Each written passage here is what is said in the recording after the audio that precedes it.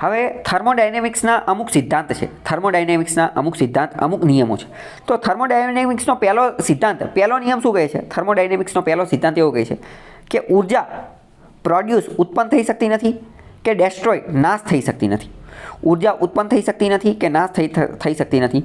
ઉર્જા માત્ર એક ફોર્મમાંથી બીજા ફોર્મમાં જઈ શકે છે, એક રૂપમાંથી બીજા રૂપમાં જઈ શકે છે. એ ઉત્પન્ન ન થઈ શકે કે નાશ ન થઈ શકે. તો કે હા, આ વાત બિલકુલ સાચી છે. જેમ કે આપણે જોયું કે સમગ્ર પૃથ્વી ઉપર ઉર્જા ક્યાંથી આવે છે? સમગ્ર પૃથ્વી ઉપર ઉર્જા સૂર્યમાંથી આવે છે. સૂર્યમાંથી ઉર્જા ક્યાં જાય છે? વનસ્પતિમાં, વનસ્પતિમાંથી પ્રાણીઓમાં, અને એમાંથી ધીમે ધીમે બધી જતી રહે છે. તો થર્મોડાયનેમિક્સનો પહેલો નિયમ એવું કહે છે કે energy can neither be created nor be ડેસ્ટ્રોયડ.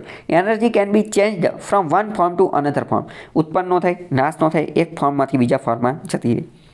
અને થર્મોડાયનેમિક્સનો બીજો નિયમ એવું કહે છે કે જ્યારે આ ઉર્જા એક ફોર્મમાંથી બીજા ફોર્મમાં, એકમાંથી બીજામાં જ્યારે ટ્રાન્સફર થતી હોય ને, એક રૂપમાંથી બીજા રૂપમાં જ્યારે એનું પરિવર્તન થતું હોય ને, ત્યારે થોડી ઘણી ઉર્જા લોસ્ટ થઈ જાય છે, ગાયબ થઈ જાય છે. થોડી ઘણી ઉર્જા નાશ પામે છે.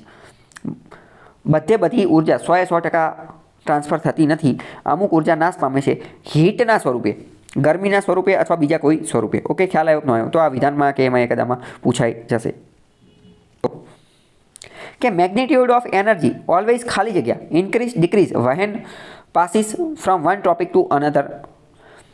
એટલે કે ઉર્જા જ્યારે એક ટોપિકમાંથી બીજા ટોપિકમાં જશે, એટલે કે એક સ્તરમાંથી બીજા સ્તરમાં જ્યારે જશે, ત્યારે હંમેશા એમાં વધારો થશે કે ઘટાડો થશે? વિચારીને કહેતો, ઉર્જા એક સ્તરમાંથી બીજા સ્તરમાં જશે ત્યારે હંમેશા એમાં વધારો થશે કે ઘટાડો થશે?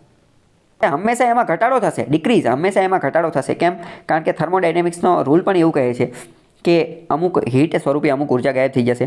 આપણે લિન્ડનના નિયમથી પણ જોઈ લીધું અને એ બધી વસ્તુ પણ જોઈ લીધી. ઓકે, તો ખ્યાલ હોવો જોઈએ તમને. 10% વાળો નિયમ અહીંયા આપેલો છે. રેયમોન્ડ લિન્ડમેન 1942ની અંદર આ સિદ્ધાંત આપેલો હતો. રેયમોન્ડ લિન્ડમેન, બરાબર.